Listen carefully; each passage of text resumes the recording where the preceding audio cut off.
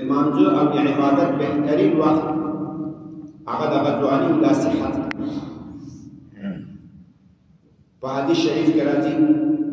وایي اغتنم خمسا قبل خمس غنیمت وګوره پنځه خبرې مخکې له پنځو غنیمت بدان 5 سخن را پیش از 5 پنځه خبرې مخکې له پنځو غنیمت وګوره شبابک قبل حرمک دا خپل ځواني دا غنیمت وګوره مخکې له بوډاتوب جوانی ته غنیمت بدان پیش از پیری و صحتک دا خپل صحت غنیمت وګوره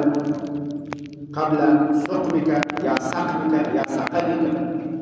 مخکې له خپل مرض صحت ته غنیمت بدان پیش از مرض دا دوام وغناءک قبل فقرک دا خپل مالداری چې مالداری مستغنی غنا دا نه معنا چې د قارون دنیاي دا غنا نه غنا دا مطلب چې ته چاته محتاج نه چې ته به کس محتاج نیستی بل عبادت اطاعت عمل خیر ته فارغ غنایی مطلب نه چې تو خزانه قارون داشته باشی غنایی مطلب چې تو به کس محتاج نه باشی نو دا خپل غنا غنیمت وګوره قبل فقرک مخکې له فقر یې غنای خود غنیمت بدان پیش از محتاجی دا بینیم درې سیو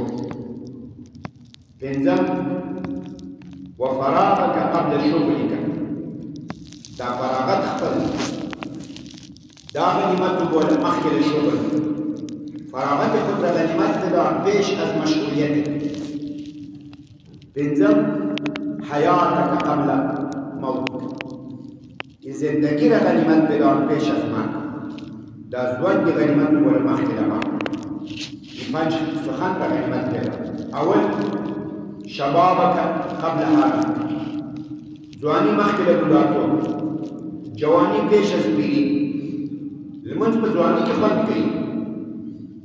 په ځواني کې رکوع به سمه وکړې سجده به سم وکړې قیام به سم وکړې په ساتو ساتو به الله ته درېدلی شي ملا به نه خوږېږي پښې به نه خوږېږي